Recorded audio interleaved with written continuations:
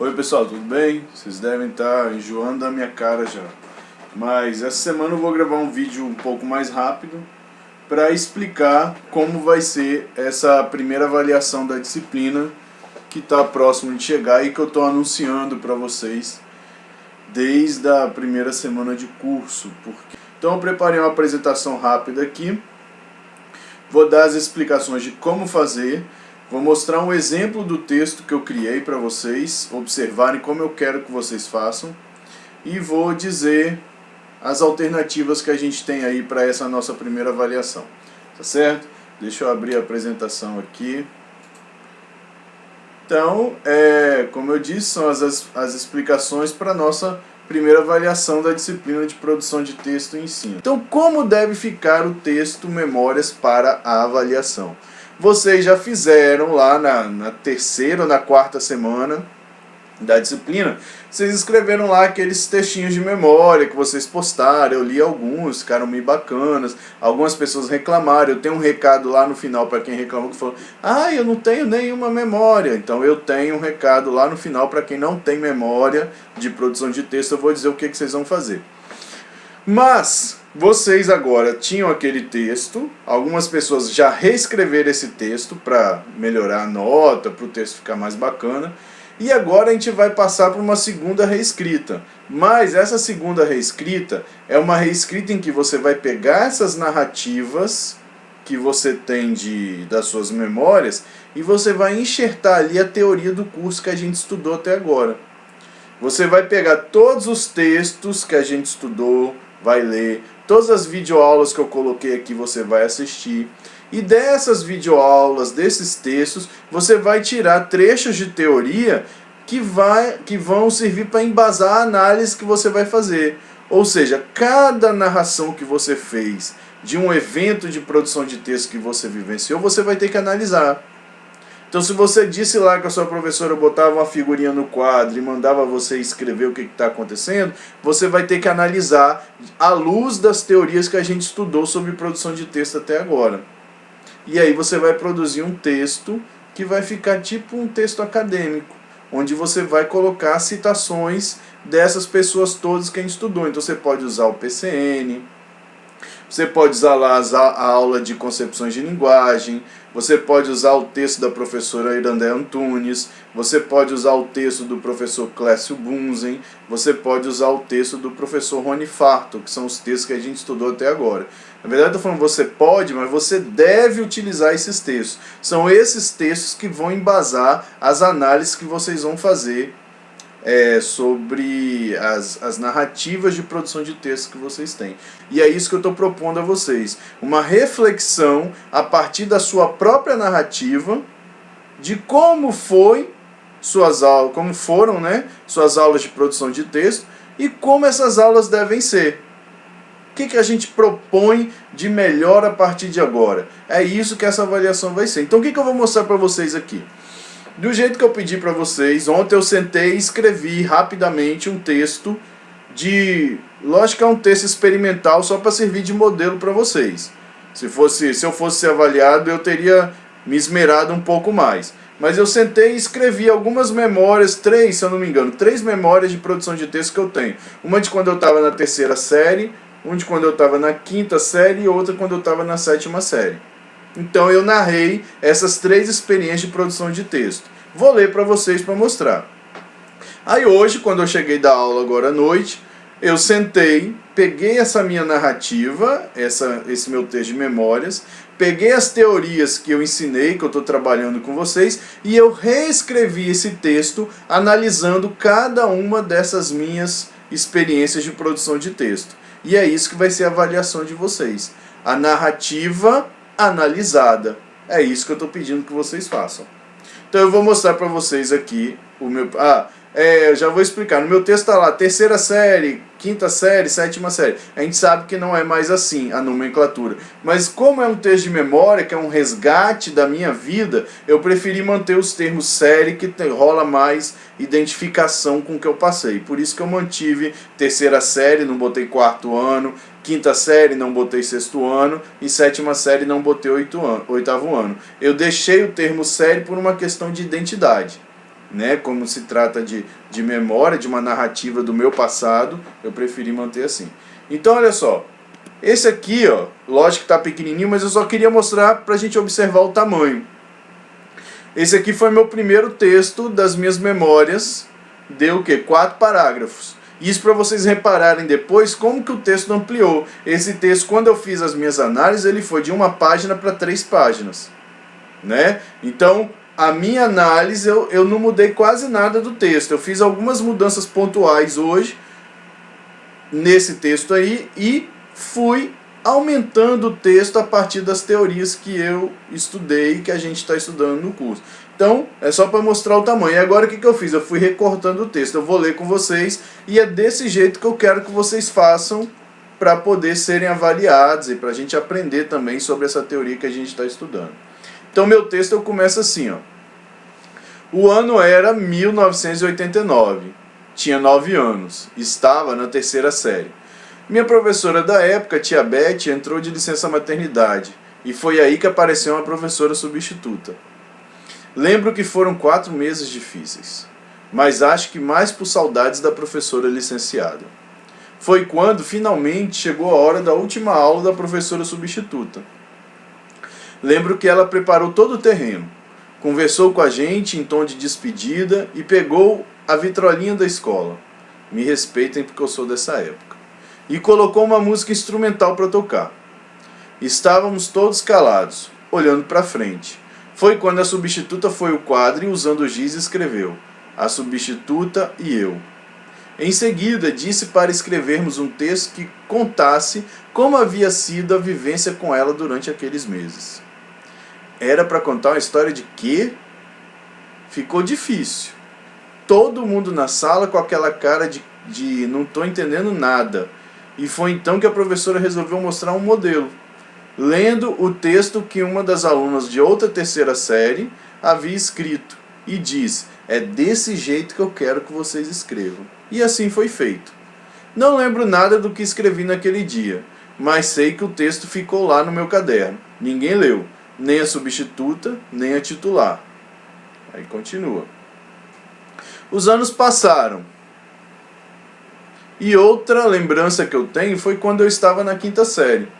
Era início do ano. Acho que para preencher o tempo, a professora de português trouxe uma folha, essa história é espetacular. Trouxe uma folha mimeografada, em que no topo dessa folha tinha um desenho de um triângulo. Após entregar as folhas para todos, a professora deu o comando: a partir do desenho desse triângulo, vocês irão fazer outro desenho. E usando o desenho que vocês fizeram, vocês irão contar uma história. Mais uma vez, contar uma história. Lembro que do triângulo puxei umas linhas, fiz uma torre e acabei desenhando um castelo. Do castelo contei uma história de um cavaleiro que precisava salvar a princesa que estava no alto da torre. Nossa, que original. Acho que dessa minha história que escreveram o roteiro de Shrek 1. Depois mudei de escola, mas acho que a metodologia conte uma história me perseguia. Cheguei à 7ª série. Dessa vez, a professora de português inovou. Levou um microsystem para a sala e uma fita cassete de Milton Nascimento. Quando ela deu o play, começou a tocar: amiga, coisa pra se guardar, aquela música, né? Debaixo de dentro do coração, assim, América ouvir, blá blá blá. Não tínhamos a letra da música, era só para ouvir mesmo. Depois de ouvir toda a música, lembro que a professora disse: que música bonita, e pediu que nós escrevêssemos um texto sobre amizade. A maioria não terminou a escrita na sala, então ela pediu que terminássemos em casa, porque no outro dia todos iriam ler seus textos para a turma. E assim foi feito. Todos leram textos que não diziam e não serviam para nada, e tudo ficou por isso mesmo. Então até aqui, essa foi a minha primeira versão do texto das minhas memórias. O que eu vou fazer agora? Eu peguei esse texto que eu escrevi, e aí eu peguei todos os textos que a gente está estudando nessa disciplina e vou fazer uma análise desses momentos de produção de texto que eu recordei. Então eu vou analisar esses 3 momentos de produção de texto à luz das teorias que a gente estudou, que eu já citei aqui para vocês. Então agora eu vou reler o texto, reescrito e já enxertado a teoria, que é do jeitinho que eu quero que vocês façam para serem avaliados. Então a segunda versão está menorzinha aqui, eu vou me esforçar um pouquinho para ler. Começa assim. O ano era 1800 eu tô velho, hein? 1989. Tinha 9 anos. Estava na terceira série. Minha professora da época, tia Beth, entrou de licença maternidade e foi aí que apareceu uma professora substituta. Lembro que foram 4 meses difíceis, mas acho que mais por saudades da professora licenciada. Foi quando finalmente chegou a hora da última aula da professora substituta.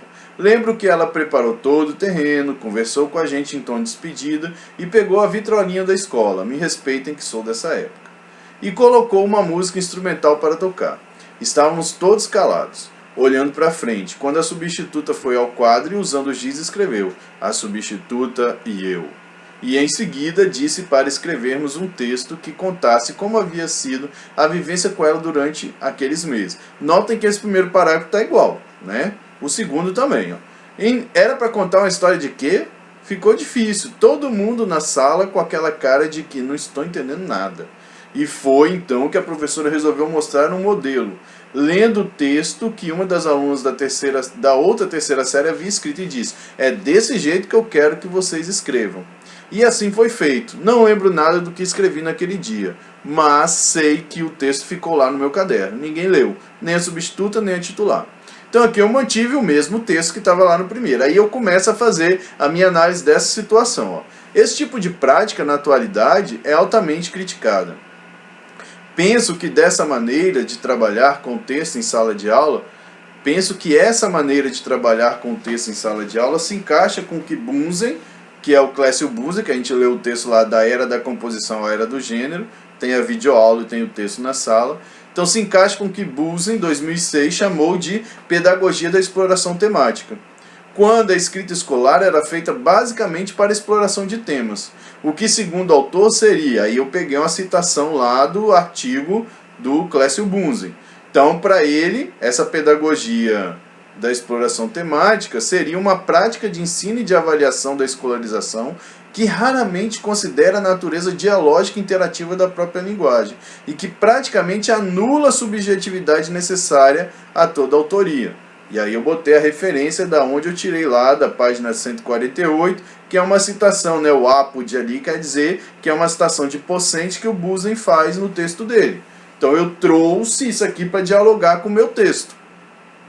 Espero que vocês estejam entendendo. Aí eu continuo. Os anos se passaram e outra lembrança que tenho que foi quando eu estava na 5ª série. Volta lá o primeiro texto. Ó. Era início de ano, acho que para preencher o tempo, a professora de português trouxe uma folha mimeografada que em seu topo tinha um desenho de um triângulo. Após entregar a folha para todos, a professora deu o comando: a partir do desenho desse triângulo, vocês irão fazer outro desenho. E usando o desenho que vocês fizeram, vocês irão contar uma história. Conte uma história. Mais uma vez, contar uma história.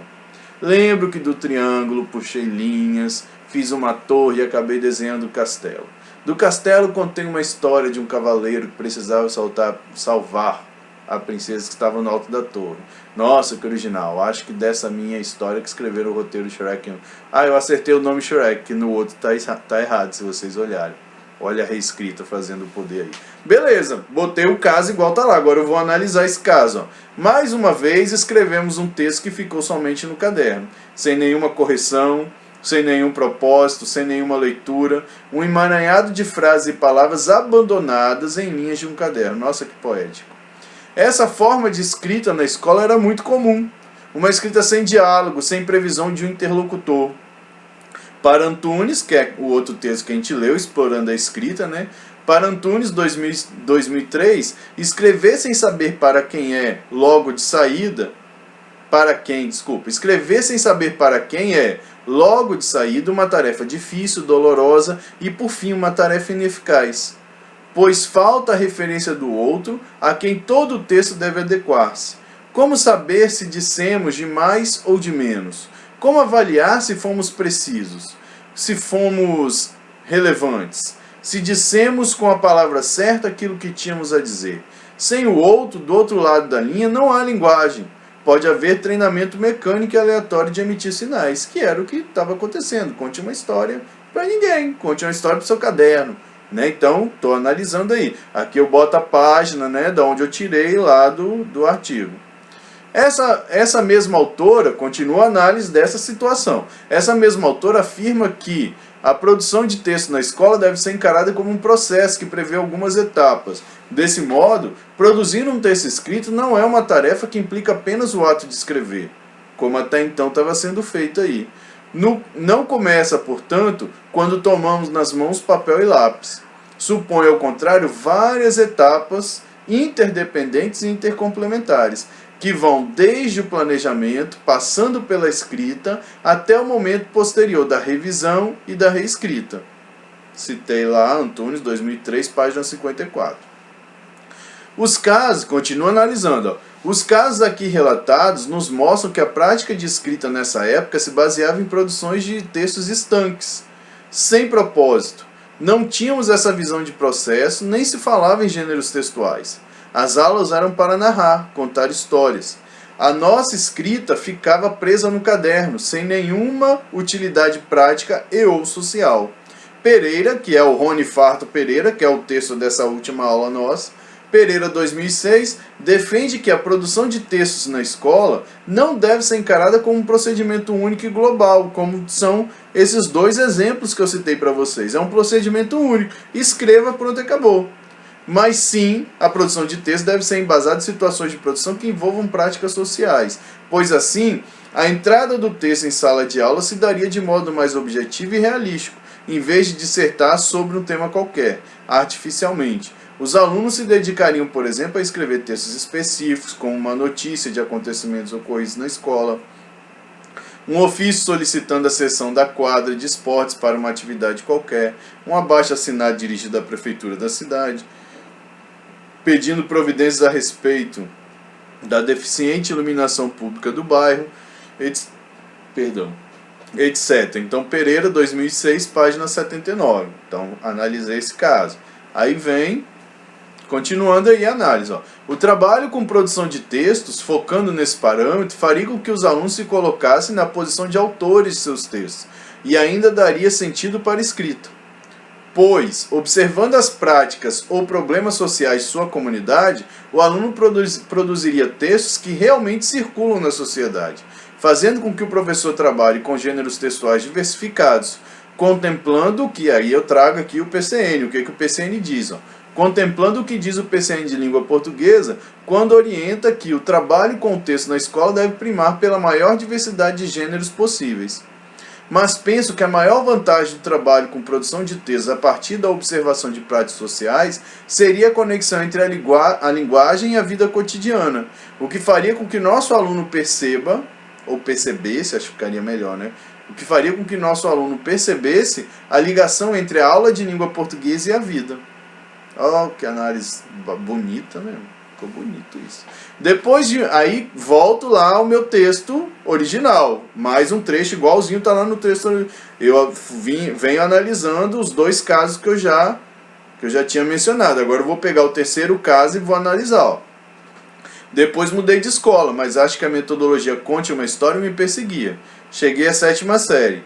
Dessa vez a professora de português inovou, levou um microsystem para a sala e uma fita cassete de Milton Nascimento. Quando ela deu o play, começou a tocar a música que eu botei aí, Canção da América e blá blá blá. Não tínhamos a letra da música, era só para ouvir mesmo. Depois de ouvir toda a música, lembro que a professora disse, nossa, que música bonita, e pediu para que nós escrevêssemos um texto sobre amizade. A maioria não terminou a escrita na sala, então ela pediu que terminássemos em casa, porque no outro dia todos iriam ler seus textos para a turma, e assim foi feito, todos leram. Textos que não diziam e não serviam para nada, e tudo ficou por isso mesmo. Teve o caso, agora vem o meu pensamento sobre isso. Então a primeira análise que podemos fazer nesse caso foi que a professora usou o texto, a música A Canção da América, como um mero pretexto para a escrita. Ela não aproveitou o texto, não debateu o seu sentido conosco, provocando o esvaziamento desse texto, o esvaziamento do sentido desse texto. não utilizando em toda a sua amplitude. A escrita, apesar de mostrar um planejamento, preparação da professora para que sua realização se concretizasse, mais uma vez aconteceu de forma descontextualizada, sem a previsão de um interlocutor, sem um trabalho com gênero textual adequado, sem uma proposta de circulação, pois considero que ler um texto dentro da sala de aula para que todo mundo escute não seja uma circulação ideal, pois a circulação de um texto deve prever o suporte que aquele gênero necessita para a sua leitura, e isso não ocorreu. Trabalhar a escrita na escola dessa maneira seria um trabalho de escrita sem função, visto que aparece praticamente destituído de qualquer valor interacional, sem autoria, sem recepção. E isso está lá no texto de Antunes, né? Eu só fiz uma paráfrase aí, esse finalzinho. Todos os exemplos retirados da minha vida escolar em relação à escrita de textos parecem ter o mesmo padrão. Veja, ouça isso e conte uma história.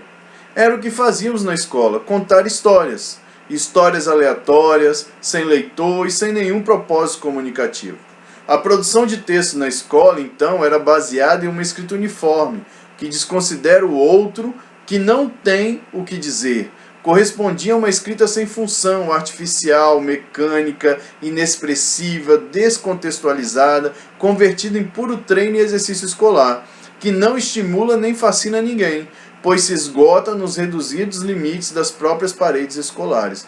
Esse trecho bonito aí está lá no texto de Antunes, né, explorando a escrita, na página 50.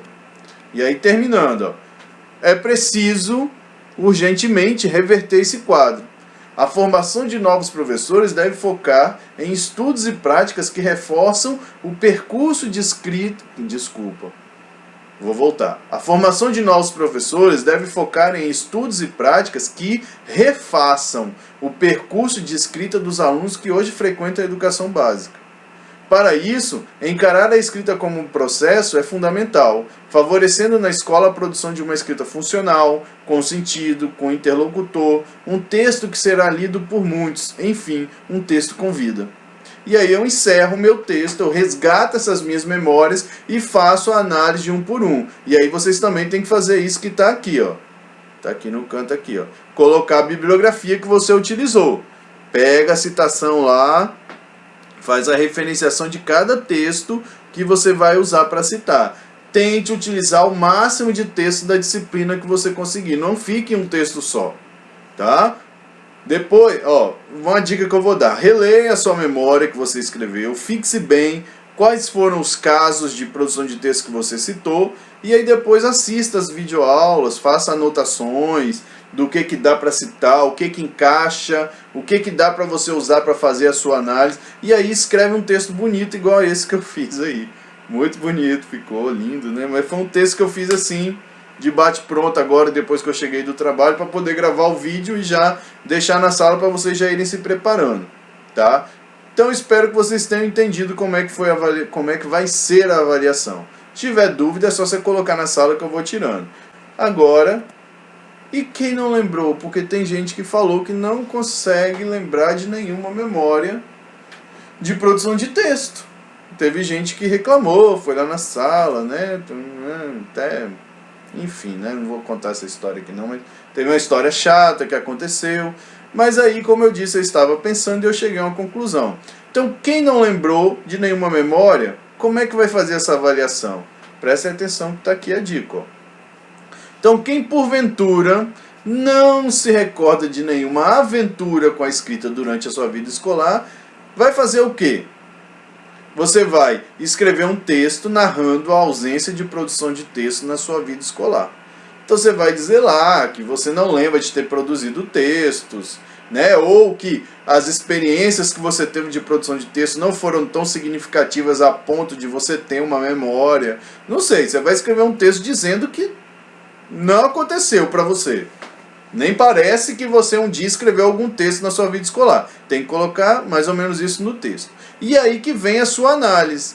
Analise, né, o impacto da ausência de produção de texto ao longo da vida escolar dos estudantes. Então você vai fazer lá todo um discurso falando sobre o impacto na vida de alunos que passam 12 anos dentro de uma instituição escolar e não produzem textos. Então, dentro da teoria que a gente está estudando, também contempla isso. O que vai acontecer com a vida? Como é a formação desse indivíduo? Né? Um indivíduo que passa 12 anos dentro de uma escola e não escreve. Ou em um indivíduo que viveu algumas experiências de escrita, mas que não foram significantes. Qual o impacto? O que pode acontecer na vida desse cidadão? E no final desse texto que você vai escrever, usando toda essa teoria que a gente... Ê, droga. Eu tenho refluxo, gente. Aí tem hora que, quando eu falo sentado, eu fico tendo essa... É horrível, mas o que eu posso fazer, né? Perdão, às vezes que eu meio que me engasgo porque o refluxo está gritando, está trabalhando aqui. Então, voltando aí, você faz uma análise do impacto dessa ausência aí na vida dos estudantes, na formação do cidadão, e por último você vai dar sugestões de como deveria ser o trabalho de produção de texto na escola. Usando toda essa teoria que a gente estudou, faça um pedaço lá do seu texto, uma parte final do seu texto, falando como que hoje a gente tem que trabalhar a produção de texto, usando essas teorias que a gente estudou. Aí todo mundo fica feliz, fica bom para todo mundo vai poder ser avaliado. Então, quem não tem nenhuma lembrança, faça um texto nesses moldes aí que eu estou colocando para vocês, né? Então, o que eu tinha para falar para vocês era isso. Voltei aqui, só eu. Nossa Senhora. O que eu tinha para falar sobre avaliação é isso. Espero ter deixado bem claro como vai ser essa avaliação de vocês. Desejo a vocês bastante força e ânimo para estudar, para escrever. Afinal de contas, a gente está fazendo um curso de letras, a gente tem que escrever. A gente está fazendo uma disciplina de produção de texto e ensino e a gente tem que produzir texto. Então, pega essa semana agora, senta na sua cadeira aí, pega esses textos, assista de novo as videoaulas. Senta, se dedique, escreva o texto mais lindo que você conseguir escrever, posta lá. Vamos fazer o que a teoria que a gente está estudando fala, vamos nos colocar como autores, né? Se coloque como autor do seu texto, narre essas suas aventuras de produção de texto aí, faça uma análise como bom entendedor da teoria que vocês estão ficando, que eu sei que estão, e vamos para essa avaliação aí. Vamos ver o que vai dar.